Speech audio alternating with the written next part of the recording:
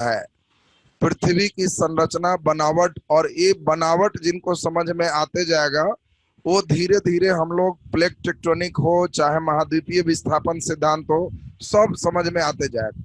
भूगोल का मेन यहीं पर सब मैक्सिमम बेस सब बन जाते हैं। तो देखिए पृथ्वी की बनावट। अब बताएं पृथ्वी के अंदर क्या है। अंदर तो हम लोग चश्मा लगा के देख नहीं सकते, थोड़ा बहुत गड्ढा भी कर सकते हैं, लेकिन एकदम अंतिम तक कैसे जाएं, बीच सेंटर तक कैसे जाएंगे। पृथ्वी की त्रिज्या सभी लोग जानते होंगे कितनी होती है, लगभग 6400 किलोमीटर। अब बताएं पृथ्वी का जो रेडियस है वो 6400 किलोमीटर है।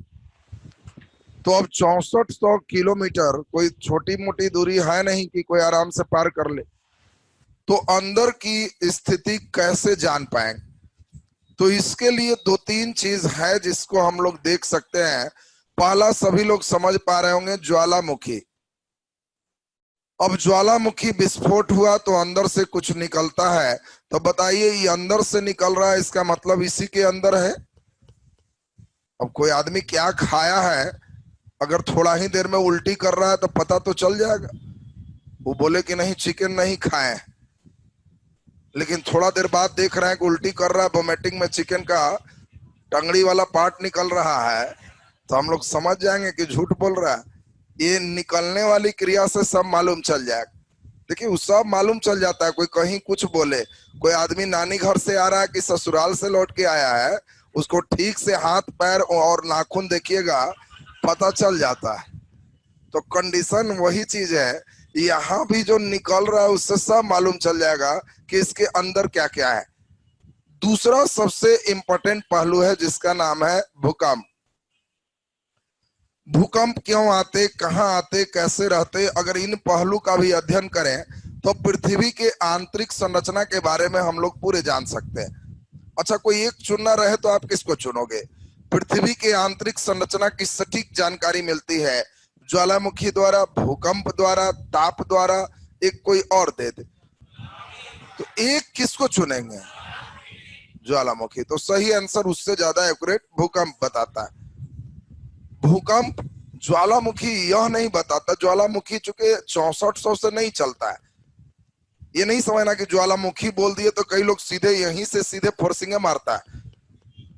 यहाँ पे पदार्थ आपको जान के आश्चर्य होगा, ठोस अवस्था में ये ठोस है। यहाँ अधिक दाब होने के कारण टेम्परेचर है, लेकिन प्रेशर ज्यादा होने से यहाँ पदार्थ ठोस है, ये नहीं निकलता। आप जो ज्वालामुखी देखते हो केवल 100 किलोमीटर की गहराई वाला है, बस ओनली 100 किलोमीटर। यानी ज्वालामुखी से जो सूचना मिल रही है ये केवल 100 किलोमीटर की कहानी है, नीचे वाली कहानी नहीं है। और भूकंप जो आप देखोगे उससे पूरी कहानी मिलेगी। अभी लग रहा होगा आश्चर्य कि भूकंप से कैसे मिल जाएगा। अब बताओ आदमी अब उल्टी किया उससे तो पता चला एक, दूसरा अब कोई हिल डोल रहा है वो भूकंप है, उससे भी पता चल जाता है कि क्या क्या मार दिया है। बात समझ रहे हैं? कोई सीधा नहीं चल रहा है, टग रहा है, गिर रहा है, गलट रहा है, कहोगे वो भूकंप आ रहा है, तो आप अंदाज लगाते रहते हो बिना बाहर आए भी कि अंदर मटेरियल क्या क्या लिया होगा। तो ये भूकंप में अभी आपको डिटेल बताएंगे। भूकंप के समय मेनली 3 वेव निकलते हैं, जिसमें 2 आपके लिए इंपॉर्टेंट है, पी तरंग, एस तरंग, और ऐसे एक एल तरंग है। भूकंप तो हम थोड़ा डिटेल करेंगे, अभी एक आइडिया दे दे आप। मेन पी तरंग और एस तरंग को हम लोग समझते हैं। पी फॉर होता है प्राइमरी वेव और एस फॉर होता है सेकेंडरी वेव, प्राथमिक तरंग, द्वितीयक तरंग। द्वितीयक तरंग की एक खराबी है कि यह तरल पदार्थों से नहीं गुजरता है, और पी तरंग ठोस, द्रव और गैस तीनों से गुजरता है। तो मान ले यहां पे कोई भूकंप आया तो एक कंपन यहां से लेके पूरे अपोजिट सरफेस तक जाता है। यानी सिस्मोग्राफ से मापे तो यहां पर तीव्र कंपन है, और ठीक अपोजिट यहां भी कंपन के कुछ एहसास हैं। ये अलग बात है कि इसकी दूरी अधिक होने से वैल्यू बहुत कम है, कोई उसको मनुष्य एहसास नहीं कर सकता। लेकिन अब एक सबसे मजेदार बात क्या है, हम लोग देखते हैं कि यहाँ पर जो 3 तरंग है, तो पी तरंग को यहाँ पे हम लोग पाते हैं। लेकिन इस तरंग को यहाँ पे नहीं पाते, इस अपोजिट में नहीं जाता। और इससे एक बहुत बड़ी चीज सिद्ध हो रही है कि इस तरंग तरल से होकर नहीं गुजरता। इसका मतलब है कि इसके बीच में कहीं तरल है, लिक्विड है, और लिक्विड होने के कारण पी तरंग तो उससे पार कर गया, लेकिन इस तरंग उससे होकर नहीं गुजरा। यानी देखिए, भूकंप की तरंगें सिर्फ इसके अध्ययन से पता चल रहा है कि अंदर लिक्विड भी है। लिक्विड नहीं रहता, सॉलिड रहता, तो इस तरंग भी पार कर जाता। और तब अभी आज हम लोग इसके बनावट को ठीक से समझेंगे, पूरे ध्यान देना है। हम फिर आज मिटा के देखेंगे कौन तुरंत सब लिख पाते हैं। जिनका पूरा ध्यान रहेगा उनको धीरे धीरे सब क्लास में याद होते चला जाएगा। हल्का रफ लिखोगे हो गया, केवल कॉपी में लिखोगे समझे नहीं रहोगे तो कभी याद ही नहीं होगा तुम। अब जरा ध्यान दीजिए, मान ले एक पृथ्वी है, और पृथ्वी को हम ऐसा करते हैं केक के जैसा काट देते हैं। आप लोग हैप्पी बर्थडे मनाते हैं तो ये वाला पीस बाहर करके निकाल लेते हैं कि खाइए, कटिंग होगी। तो पृथ्वी का भी उसी प्रकार से ये हिस्सा को हम एक काट दिए। बताइए, ये हिस्सा को हम ऐसे बना रहे हैं थोड़ा बड़ा में, ताकि सभी को स्पष्ट दिखाई दे सके। तो बोले ये पृथ्वी का एक हिस्सा, ये तो क्लियर है सबको। ऊपर में हम लोग का स्थल है। बताएं, यहां से लेके यहां तक की जो डेप्थ है, गहराई है, ये कितनी है? Very good, 6400 kilometre. कंफ्यूज मत होइएगा कि सर तिरछा है, कोई वृत्त है कहीं मार देंगे, सब 6400 ही। अरे उसका पीस ही टुकड़ा है ना, तो ये भी 64 है, ये भी 64 है, ये भी 64 है, सब रेडियस। तो अब बताएं, यहां से यहां तक की दूरी कितनी हो गई? 64। अब सबसे इंपॉर्टेंट देखें, क्या सभी जगह घनत्व बराबर है कि अलग अलग? अलग अलग। घनत्व का मतलब आपको समझाए हैं, जब भी कोई चीज, घनत्व का मतलब होता है कितना घना है। ज्यादा डेंसिटी होगा, मान लो एक पदार्थ इतना बड़ा है, दूसरा एक पदार्थ इतना ही बड़ा है, लेकिन एक में मॉलिक्यूल ज्यादा घना है, बहुत घना हो करके है, और दूसरा में मॉलिक्यूल फैल करके है। तो बताओ, अब बताओ किसी बेंच पर 6 लड़का बैठ जाए तो हम कहेंगे डेंसिटी ज्यादा हो गया। तू 6 के सहित तौलेंगे तो वजन थोड़ा बढ़ जाए। और किसी पर ऐसे करके बैठा हुआ 3 ही लड़का में फुल कर लिया तो बेंच का घनत्व तो कम है। तो अब बताइए, ये दोनों को तौलें, दोनों बराबर आकार का है, भारी कौन हो? जल्दी बोलिए, नीचे वाला, क्योंकि इसके मोलिक्यूल पास है, इसका डेंसिटी ज्यादा। और ये प्रकृति का सिस्टम है, ज्यादा घनत्व का चीज नीचे होता है और कम घनत्व का चीज तैरता है। कम घनत्व वाला हमेशा क्या होगा? तैरेगा। मतलब अब जरा ध्यान दीजिए, घनत्व का एसआई मात्रक क्या है? किलोग्राम प्रति मीटर क्यूब, या इसको ग्राम प्रति सीएम क्यू से व्यक्त करते हैं। मतलब क्या है? 1 सीएम लंबा, 1 सीएम चौड़ा और 1 सीएम ऊंचा का कितना वजन है, वो घनत्व है। हम किसी पदार्थ का 1 सीएम लंबा लिए, 1 सीएम चौड़ा लिए और 1 सीएम ऊंचा लिए। अगर हम प्लास्टिक का वही किए और वही दूसरे पदार्थ लोहा का किए, बताओ ज्यादा वजन किस में आएगा? लोहा में। तो लोहा का डेंसिटी ज्यादा है। अब बताइए, आपको जल्दी से एकदम आसान क्वेश्चन पूछते हैं, कोई नहीं बोलिएगा, सिर्फ इसके लिए है। बताओ जल्दी से, दही में रगड़ दिए तो मक्खन आया, मक्खन का घनत्व ज्यादा कि मट्ठा का? खाने पीने वाला आइटम पूछते हैं तुमसे, कोई नहीं बोलिए, सोचने दीजिए। मक्खन ज्यादा घना कि मट्ठा ज्यादा घना? मट्ठा ज्यादा घना। सोच लो, मक्खन ज्यादा घना कि मट्ठा ज्यादा घना? क्या? मट्ठा ज्यादा घना, मक्खन कम घना। वेरी गुड, क्योंकि मक्खन मट्ठा के ऊपर तैरता है। कोई लड़का मक्खन माने एकदम सीधे मलाई समझ के डुबाने लगता है। तो आपको इस सब फिजिक्स में ऑब्जेक्टिव आएगा, दही को महने से निकलने से मक्खन, उसका घनत्व बढ़ गया, घट गया, वही रह गया। जल्दी बोलो, मक्खन का घट गया। बात ध्यान रखिए, जल्दी बोलिए। कोई चीज जमा देंगे तो कम घना होगा कि ज्यादा? जल्दी बोलिए। लोहा पिघला हुआ है, लोहा जमा हुआ है, ज्यादा घनत्व किसका है? जमा हुआ का। तांबा पिघला हुआ है, तांबा जमा हुआ है, ज्यादा घनत्व जमा हुआ का। तुम बताओ, पानी पिघला हुआ है, पानी जमा हुआ है, ज्यादा घनत्व? कोई नहीं बोलना, सोचने दो। पानी पिघला हुआ है, पानी जमा हुआ, ज्यादा घनत्व पिघला हुआ का। जम जाएगा तो कम हो जाएगा। हाँ, वेरी गुड। पानी, देखो क्वेश्चन सब बन रहा है, सेटर क्या करेगा? वैसा कौन सा पदार्थ है जिसको जमाने से घनत्व घट जाता है? अब ये सब क्वेश्चन बना दिया, लड़का मुस्कुरा रहा है, यही सब कोई क्वेश्चन है? अरे बर्फ तैरता है, बाकी कोई चीज जमाओगे डूबेगा। पानी में उल्टा लक्षण है, उसको जमाएंगे तो घनत्व घटता है। और इसीलिए ज्यादा घना पानी कि ज्यादा घना आइसक्रीम? जल्दी बोलिए। पानी। आइसक्रीम के फेर में मत रहना, आइसक्रीम का घनत्व कम है। अब हम लोग यहाँ पे बहुत बढ़िया इंपॉर्टेंट बात समझ गए। घनत्व का बहुत काम है दैनिक जीवन में, खाली आप ढंग से इसका काम लोगे तो लगेगा कि घनत्व तो बड़ा काम का है।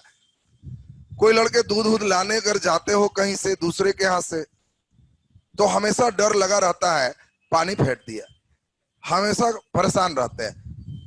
कभी कभी लगता है लेट हो गया, जरूर फेंट दिया होगा।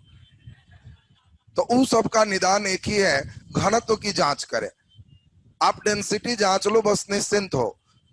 और डेंसिटी जांचने के लिए घर में कुछ नहीं कीजिए, कोई एक कप सिरप या कोई सिरप वाला बोतल तो किसी के घर में होगा ही, और कोई एक टॉनिक वाला सिरप वाला एक बोतल घर में अपना ले लीजिए।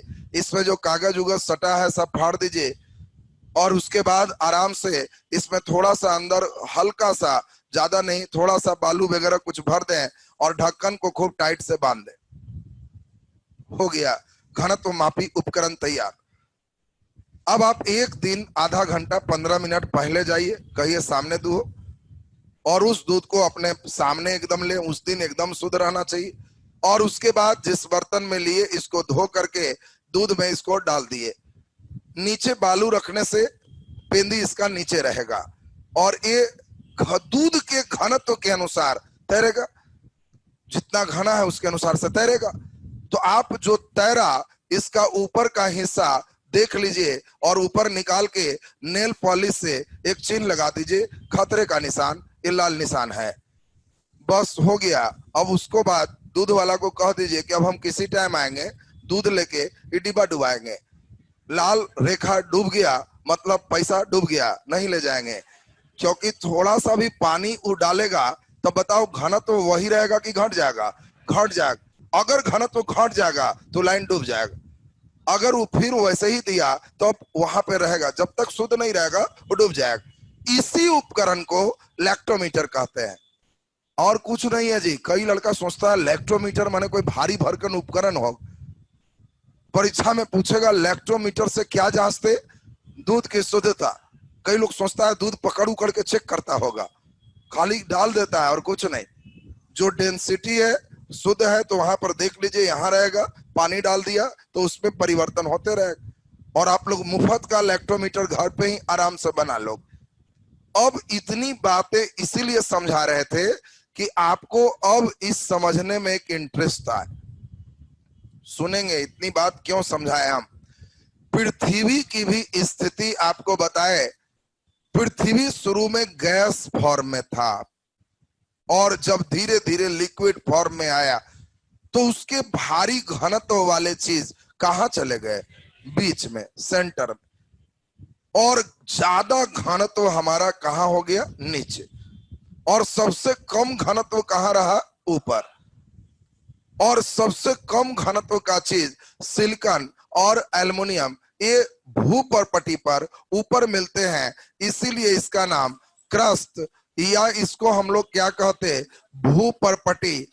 क्या नाम है इसका? भूपर्पटी। और भूपर्पटी के बाद इसी का नाम क्रस्ट हो गया। और इसमें किसकी प्रधानता है? सिलिकॉन और एल्युमिनियम की। इसको सियाल के नाम से जानते हैं। इसका नाम क्या है? सियाल। मन में बैठा लेना कि ऊपर सियार रहता है, सियार ऊपर रहेगा, सियार नीचे नहीं जाएगा।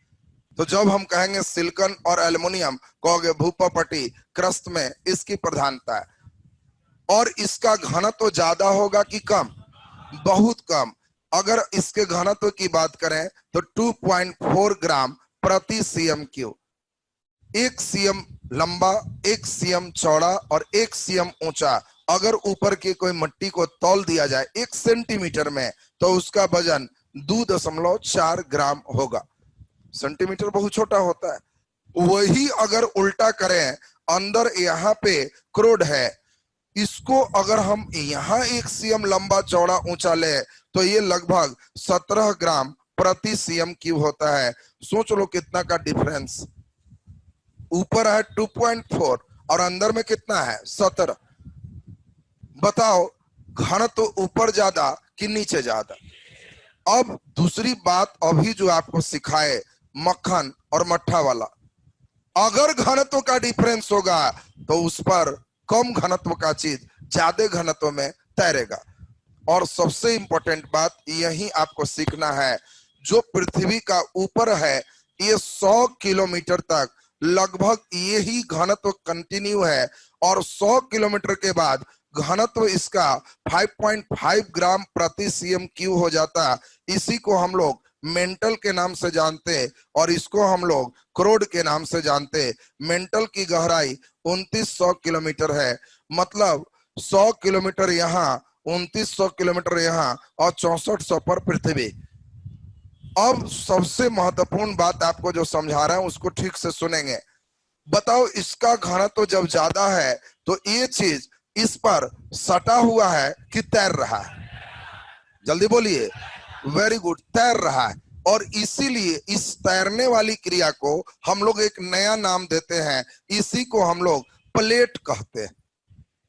देखिए अब धीरे धीरे आगे थ्योरी होगा, प्लेट टेक्टोनिक थ्योरी। अब लड़का समझता ही नहीं है कि ऑस्ट्रेलिया और दक्षिणी अमेरिका पहले सटा हुआ कैसे था। बताओ 3-4 गो मक्खन का छोटा छोटा गोला ले लो, मट्ठा में डालो, तैर रहा है, और डेली तसला को घुमाते रहो तो वहीं रहेगा कि भागते रहेगा?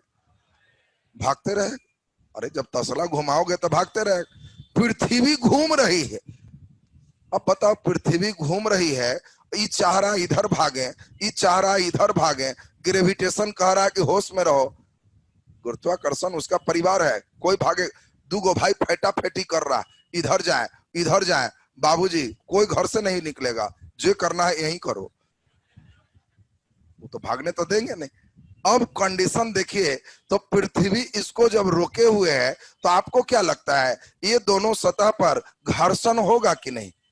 और इस घर्षण के कारण यहाँ का टेम्परेचर आपको जान के आश्चर्य होगा, 800 डिग्री सी से 1200 डिग्री सी। सिर्फ पृथ्वी के 100 किलोमीटर अंदर जाओगे, ज्यादा अंदर नहीं। कई बार हमारे लड़के के यहाँ चापाकल धंसता है 100 फीट 200 फीट 300 फीट, तो सोचता है कि वो पार कर दे अंदर तक, पैसा रहता तो नीचे पहुंचा देते। ज्यादा पहुंचाना नहीं है, तुम 100 किलोमीटर का भी सोच लोगे तो चमत्कार होने लगे, क्योंकि यहाँ पे टेम्परेचर 1200 डिग्री सी है और लोहा 800 900 1000 पर पिघलता है। तो बस डालते जाओ, वो पिघल पिघल के जाते रहेगा, और आप कितनों लोहा डालिए क्या पार करके नीचे आओगे? नहीं। हाँ तुम सोच रहे होगे उच्च गलनांक वाला पदार्थ से बोरिंग करेंगे, तब तैयार हो जाओ। ये ठीक यहाँ जैसी आएगा तो ये छटपटा रहा है निकलने के लिए, टेम्परेचर ज्यादा है। यहाँ पदार्थ ठोस है कि द्रव है कि गैस है? जल्दी बोलिए। यहाँ पदार्थ प्लास्टिक स्थिति में, इसको प्लास्टिक फेज कहते हैं, न ठोस न द्रव न गैस। इसीलिए द्रव नहीं बोलना, इसीलिए यहां से इस तरंग पार हो जाएगा। इसमें द्रव कहाँ है वो हम समझाएंगे, अभी प्लास्टिक फॉर्म में, और इसीलिए यहां से इस तरंग पार हो जाते। इसी पर ऊपर का प्लेट तुम्हारा तैर रहा है, और इसी में हम लोग देखें ये 800 से 1200 पर जो भी चट्टाने हैं, जो भी पदार्थ है, वो जस्ट पिघल करके न पिघलल है न जमा हुआ है, प्लास्टिक फॉर्म में। और तब बताओ इसी आसपास में जो पानी होगा, अंदर तो पानी है, वो इतना हाई टेम्परेचर पर वाष्प बन के बेचैन है कैसे निकले। और उसी में कई बेचारे ऊपर आते उनका मुंह ठंडा हो जाता है। कोई कोई का स्रोत नीचे तक है और उनको मिल गया अगर ऊपर स्रोत तक, तो वहां पे गर्म जल का कुंड होता है। अब राजगीर में कई लोग परेशान रहता है कि पानी गर्म कैसे है, यही है गर्म करने वाला। अगर नीचे का स्रोत यहां से चला जाएगा तो गर्म रहेगा। कई जगह डायरेक्ट लिंक अगर चौड़ा में मिल जाए तो पानी बहुत ज्यादा गर्म भी हो सकता है। तुम अगर हिमाचल में उत्तराखंड में जाओ तो वहां कई गर्म स्रोत मिलेंगे। गंगनानी बहुत इंपॉर्टेंट गंग स्रोत। अब गंगनानी में तुम जाओगे तो वहां इतना बढ़िया है, मणिकरण, गंगनानी, ये सब जल स्रोत इतना सुंदर है कि उस सब जगह चूल्हा कोई नहीं जलाता है।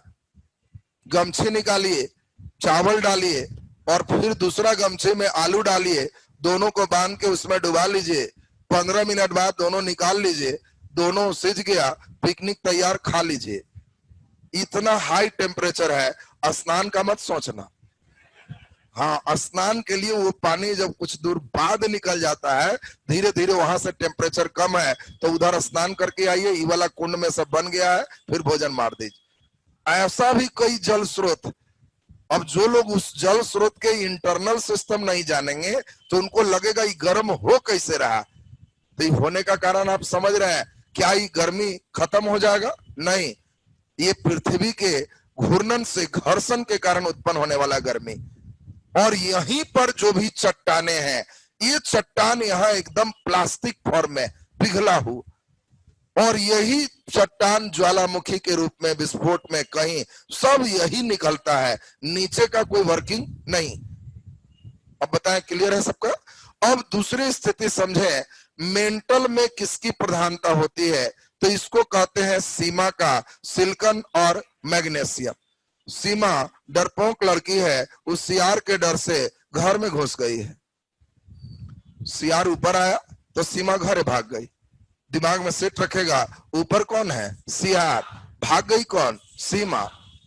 और नीचे ये ध्यान रखना कि उसको बुलाया जा रहा है, ऊपर आओ, ऊपर ना ना, खूब हल्ला कर रही है, और इसीलिए नीचे निफे है, निकेल और लोहा।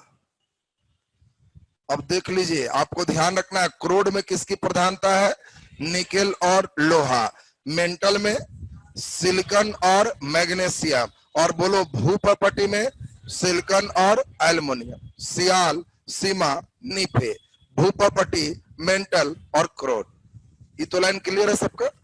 ये हुआ बच्चा लेवल, इससे दरोगा लेवल पार नहीं लगने वाला। ये है आईएएस स्तर का एग्जाम है, तो ये सीमा, सियाल, निफे से काम चल जाएगा। अब इसके लेवल को बढ़ाया जा रहा है। उम्मीद है कि जो लोग बढ़िया से समझ रहे हो उन लोग को अब अगला स्टेप अच्छा समझ में आ जाएगा।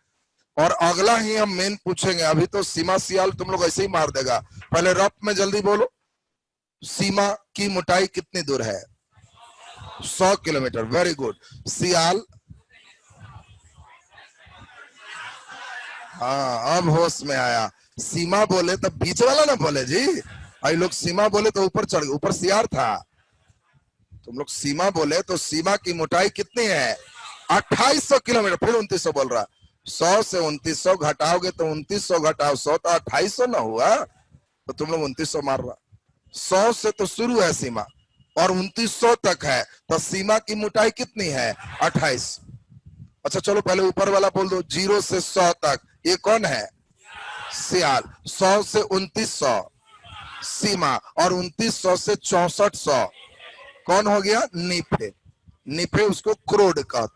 सीमा, सियाल, निफे, भूप्रपटी, मेंटल और क्रोड। क्लियर है सबका?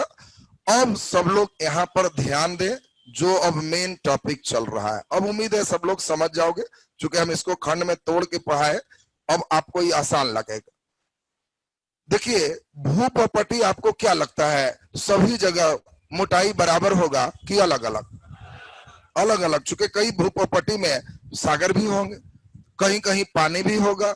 अब बताओ, यहाँ पे पानी होगा तो यहाँ पे इसकी गहराई, मान लो हम यहाँ तक चल रहे हैं, ये 100 किलोमीटर है, तो बताओ ज्यादा भूप्रपटी की मोटाई होगी स्थलीय भाग में कि समुद्री भाग में? जल्दी बोलिए। स्थलीय भाग में। Very good. स्थलीय भाग में इसकी मोटाई ज्यादा होगी। समुद्री भाग में इसकी मोटाई कम होगी और इसीलिए प्लेट दो तरह का होगा, महासागरीय प्लेट और महाद्वीपीय प्लेट। ये दोनों प्लेट ही आगे टक्कर करेगा और यही दोनों प्लेट में भारी कौन होगा? ये एक अच्छा क्वेश्चन आपके लिए है। जो भारी होगा वो नीचे जाएगा। तो आपसे पूछे महासागरीय प्लेट भारी होगा कि महाद्वीपीय प्लेट भारी होगा? क्या? महासागरीय प्लेट। अच्छा, मट्टी वाला भारी होगा कि समुद्र के नीचे वाला भारी होगा? समुद्र के नीचे वाला। सोच लो बढ़िया से, समुद्र के नीचे वाला। अच्छा, क्यों भारी लग रहा? वेरी गुड, समुद्र के उतने जल का प्रेशर है, उस पर जल वाला प्रेशर है। और तब हम लोग देखेंगे वो प्लेट की तुलना करेंगे तो वो अगले लेसन में वो प्लेटों की बात पूरी कहानी चलनी। अब यहाँ पे सबका ध्यान चाहेंगे, ये पूरा का नाम बोलो जल्दी से, क्या है? क्रस्ट। क्रस्ट। दूसरा नाम भूपपटी। क्रस्ट या हिंदी में क्या कहेंगे? भूपरपटी। तो हम लोग बीच से एक हिस्से में बांट देते हैं इसके डेंसिटी के अनुसार। ऊपर का डेंसिटी 2.5 ग्राम प्रति CM³ है, नीचे जब आएंगे 3 ग्राम प्रति CM³ है। थोड़ा सा ही अंतर है, लेकिन भूपरपटी में भी इसमें चेंजिंग आता है 10 किलोमीटर तक, और 10 के बाद डेंसिटी थोड़े बढ़ते हैं। ऊपर से 10 तक डेंसिटी अलग है, 10 के बाद घनत्व थोड़ा सा बढ़ता है। और इसीलिए क्रस्ट को दो भागों में बांटते हैं, ऊपर आउटर क्रस्ट और नीचे इनर क्रस्ट। तो पहले ही बताओ, क्रस्ट दो तरह के हुए, कौन कौन? आउटर और इनर। ज्यादा घनत्व आउटर का कि इनर का? इनर का होगा, हमेशा घनत्व इनर बढ़ते चला जाएगा। उसी प्रकार अब हम लोग देखें, इस 100 किलोमीटर से 200 किलोमीटर के बीच यही इतना मोटा ये प्लास्टिक फॉर्म है। ये यहीं पर पूरे समझिए पृथ्वी का ज्वालामुखी और तमाम क्रिया यहीं से होता है, और घर्षण के कारण यहाँ पे उच्च है 800 से कितना? 1200 तक। बोलो 800 ऊपर होगा कि 1200 ऊपर होगा? 800 ऊपर होगा या 1200 ऊपर होगा? 800, क्योंकि पृथ्वी के नीचे 4500 डिग्री टेम्परेचर है, तो नीचे ज्यादा होगा। ये डिग्री C है और ऊपर बोलो 800 डिग्री C है। इसको क्या कहते? तो इसका स्पेशल नाम है जिसको स्फेनोस्फेयर कहते हैं। इसी का दूसरा नाम शुद्ध रूप से इसको मैग्मा चेंबर कहते हैं। जैसे नाली में चेंबर होता है, वैसे ही मैग्मा का चेंबर है, और कोई ज्वालामुखी को इसी चेंबर से मैग्मा प्राप्त हो। अब आपसे पूछा जाए कि बताओ मैग्मा चेंबर कहां पाए जाते? स्फेनोस्फेयर। स्फेनोस्फेयर कितने किलोमीटर के बाद है? 100 से 200 किलोमीटर। स्फेनोस्फेयर स्थित है भूपपटी के ऊपर कि भूपपटी के नीचे? मेंटल के ऊपर कि मेंटल के नीचे? मेंटल के ऊपर। देखिए, अब धीरे धीरे प्रश्न आपका शुरू हो। अब यहाँ पे हम लोग देखें, आप अभी देखें 200 के बाद अभी आपको समझाए कितने दूरी तक? 2900 किलोमीटर तक से को क्या कहते? जल्दी बोलिए। मेंटल कहते। और मेंटल भी दो प्रकार में बांटते हैं, ऊपर वाले को आउटर मेंटल और नीचे वाले को इनर मेंटल। आउटर मेंटल की गहराई 200 किलोमीटर से 700 किलोमीटर, इनर मेंटल की गहराई 700 किलोमीटर से 2900 किलोमीटर। यहीं पर इसका डेंसिटी जब आएंगे तो ये 3 ग्राम से 5.5 ग्राम प्रति CM³ हो जाता है, 0.2 ग्राम प्रति CM³ हो जाता है। और यही डेंसिटी जैसे जैसे नीचे जा रहा है, घट रहा है कि बढ़ रहा है? बढ़ रहा है। अब बताओ 2900 किलोमीटर से नीचे कितने होंगे? 6400 किलोमीटर। इसको क्या बोलेंगे? करोड़ कहेंगे। और करोड़ भी दो हिस्से का होगा, एक का नाम आउटर करोड़, दूसरे का नाम इनर करोड़। ये 5150 किलोमीटर तक जो होगा आउटर करोड़ होगा, उसके बाद जो होगा वो इनर करोड़ होगा। और यहाँ पे अभी आपको सिखाए लगभग 17 ग्राम प्रति CM3 है, यहाँ लगभग 11 ग्राम प्रति CM3। डेंसिटी के अनुसार से अब हम लोग देखें, अब धीरे धीरे देखिए रेंज बढ़ते जा रहा है। आपका दिमाग अगर इसी टाइप का बढ़ते जाएगा तो क्वेश्चन का आंसर कर पाए। क्योंकि शुरू में तो जो लड़के प्रवार मेंटल क्रोड ही नहीं समझेगा तो आउटर क्रोड क्या समझेगा। पहले इसीलिए तुम्हें 3 बता दी।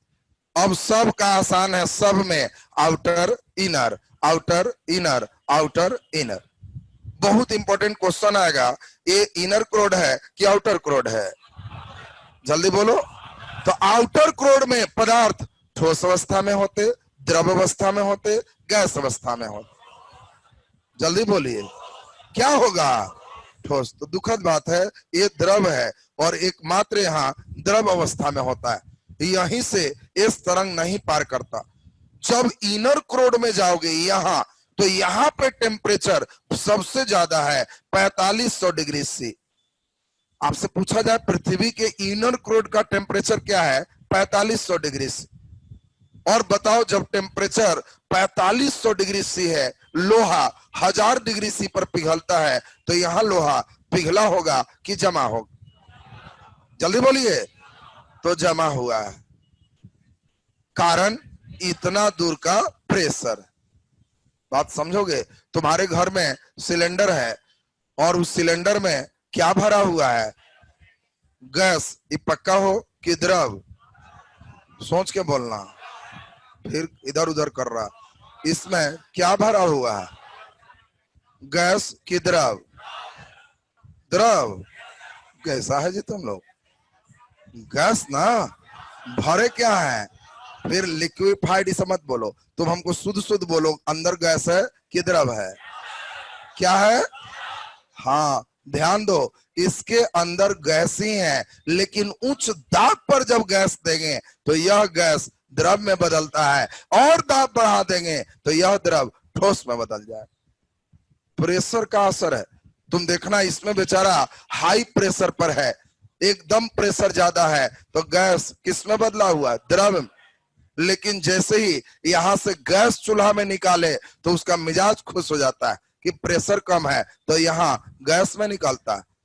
ऐसा थोड़े कि गैस चूल्हा से फिर निकला भी तब पानी के फुहारा मार रहा, वहां से गैस बन गया।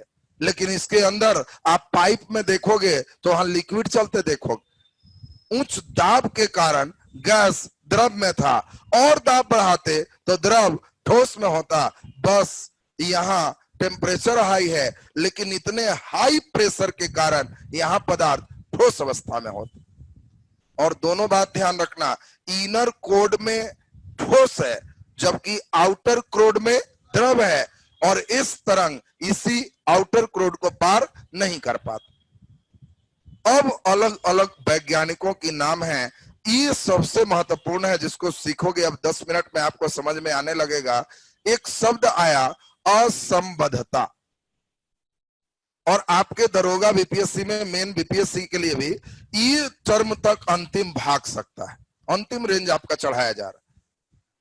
अब इतना रेंज तक जाने रहोगे तो फिर इधर से एकदम ताल ठोक के बैठो, कोई दिक्कत नहीं हो। और खाली भूपपटी सीमा सियाल कब डुबाएगा ठिकाना नहीं, वो सब तो फिर आसान बच्चा वाला हो गया ना। तो इसलिए आपको ग्रेजुएशन लेवल पे कर लिए कि थोड़ा लेवल इसका बढ़ जाए। असंबद्धता को हम लोग क्या कहते, असंबद्ध माने दोनों एक दूसरे से तालमेल नहीं खा रहा है, एक तैर रहा है, घर्षण कर रहा है, उसको असंबद्धता कहते। तो बताओ घर्षण कहां कहां होगा? तो पहला घर्षण, असंबद्धता को अंग्रेजी में डिसकंटिन्यूटी कहते। डिसकंटिन्यूटी का मतलब घनत्व चलते चलते डिसकंटिन्यू कर गए, फिर एक समान होते होते डिसकंटिन्यू होगी। जब घनत्व डिसकंटिन्यू होगा, बढ़ जाएगा, तो लेयर में घर्षण होगा। तो पहला नंबर ये बताओ, क्या बाहर देख रहे हो आउटर क्रस्ट और इनर क्रस्ट, इन दोनों के बीच एक असंबद्धता होगा कि नहीं होगा? होगा। यानी पहली असंबद्धता यहीं पर मिलती है, और इसको हम लोग कोनार्ड असंबद्धता के नाम से जानते हैं। आपको यही सब क्वेश्चन आएगा, बाह्य क्रोड और आंतरिक क्रोड के बीच के असंबद्धता को कहते हैं महो असंबद्धता, कोनार्ड असंबद्धता, लेहमान असंबद्धता। 4 चॉइस देख। तो जो लड़का पढ़ा है तब ना, नहीं तो आउटर क्रोड और इनर क्रोड, बस अगला क्वेश्चन पढ़ने लगो। तो इसीलिए अब इसमें ध्यान दें, असंबद्धता का मतलब डेंसिटी में वेरिएंस, और उसके कारण वो कंटिन्यूटी भंग होगा और उसी को डिसकंटिन्यूटी कहते। इंग्लिश में इसी का नाम है कोनार्ड डिसकंटिन्यूटी। इसके बाद हम लोग देखें बोलो कहां पे मिलेगा, तो हम लोग देख पा रहे हैं इस लाइन पर फिर मिलेगा किसमें किसमें, ये है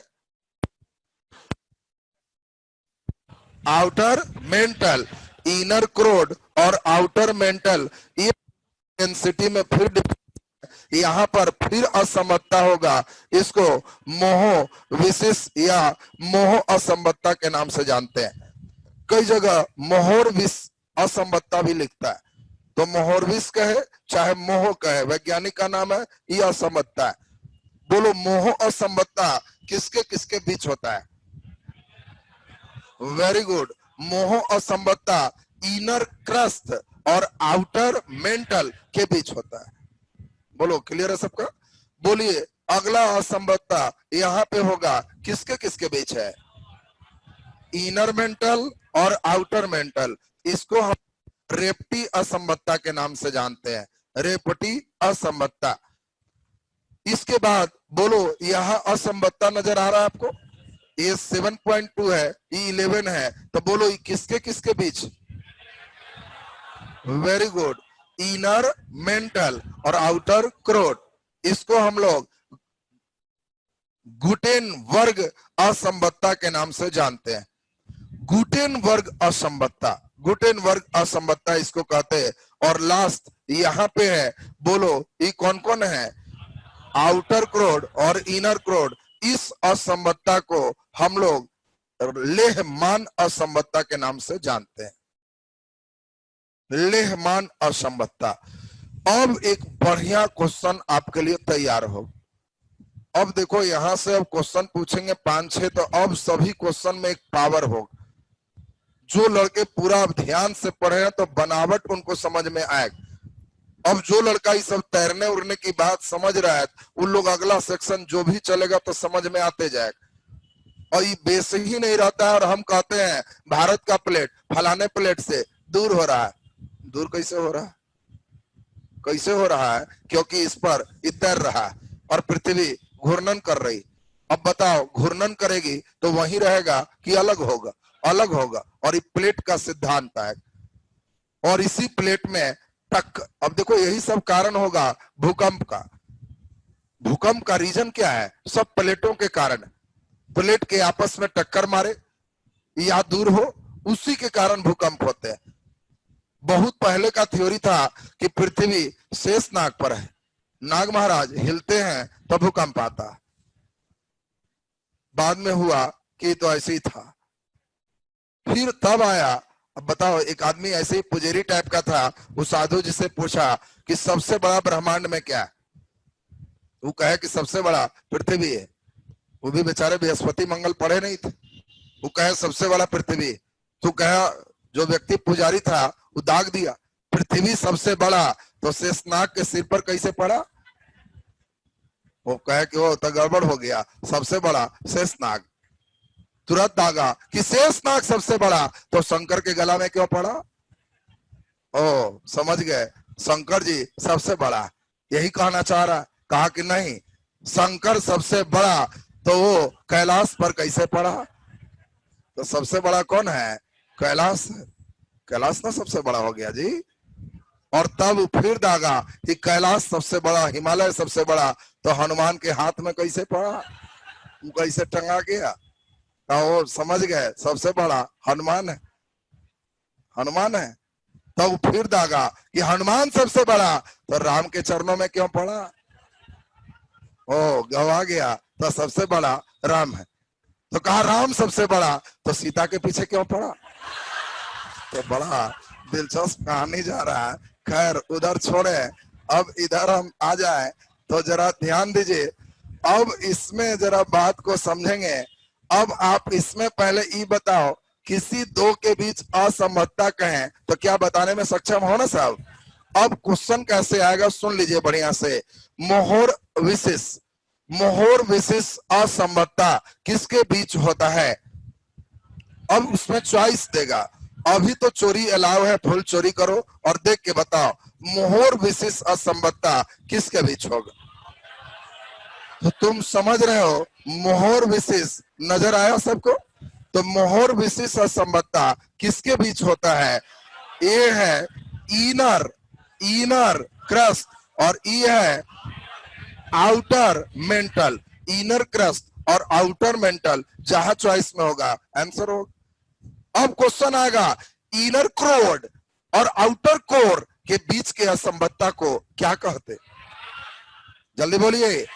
इनर कोर और आउटर कोर के असंबद्धता को लेहमान कहते। अभी सब मिटा के पूछेंगे, अभी तो है तब तो बड़ा आसान लग रहा। जो लड़के गवाते हो वो ध्यान रखना कि सब याद जो नहीं रखेगा, वो याद जो नहीं रखेगा उनके साथ दिक्कत क्या है, अगर पूछ दिया तो कहना कि जी समझ गए, वो कोमा में ही रेगुलर रह जाएगा, निकलेगा नहीं। वो कैसे रह जाएगा? कोमा में रह जाएगा, बेहोश हो जाएगा। बहुत भारी क्वेश्चन। अगर असंबद्धता कहेगा तो तुम केवल ध्यान रखना कि जी याद है हमको, कोमा में रेगुलर रह जाए। और को से जल्दी बोलो कोनाट, बताओ म से मोह, रे से रेप्टी, गु से गुटेनबर्ग और ले से लेहमान। तो कोमा में रेगुलर, ये दिमाग में सेट रख। बोलो कोमा में रेगुलर सेट रहेगा ना। अब पूरे रास्ता सोचते जान। पिछला दिन वाला सोचते आया है। हाँ वो तो कौआ सड़क पर खाली सोचा, फुल फॉर्म भी याद है ना सबको। हाँ मेन वो देखना है। अब इसमें आपको ध्यान रखना है कोमा में रेगुलर। बोलो को से कोनार्ड, म से मोहो, रे से रेप्टी, ग से गुटेनबर्ग और ल से लेहमान। बस ये असंबद्धता आपका क्लियर हो। अब हम समझते हैं कि भू प्रॉपर्टी से आपका जो प्रश्न रहेगा वो आराम से आप बना सकते हो। अच्छा अब हम ये पूछ लें कि बताओ, देखो धीरे धीरे क्वेश्चन के संकल्पना कितने अच्छे सेटर सेट करते हैं। बढ़िया सेटर के प्रभाव में रहोगे तो क्वेश्चन बहुत अच्छा देख, जो कहीं पहले से नहीं रहता है वो तुम्हारा एकदम ताजा होगा और सोचने की क्षमता होगा। अभी चेक करते हैं। बोलो भू प्रॉपर्टी से मेंटल की ओर 1000 किलोमीटर आए तो ताप घटा की बढ़ा?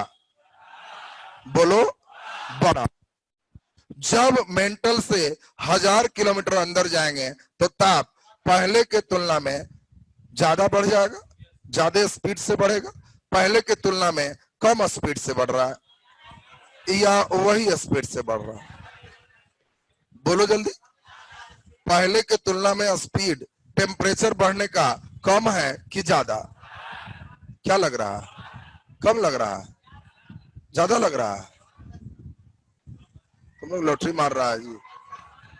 अब जरा चेक करो, 100 किलोमीटर अंदर आए तो 1000 डिग्री सी टेम्परेचर होगी, यानी 100 किलोमीटर में 1000 डिग्री सी, तो 1 किलोमीटर में 10 डिग्री सी, तो 6400 किलोमीटर में 64,000 डिग्री सी, यहाँ 4500 है।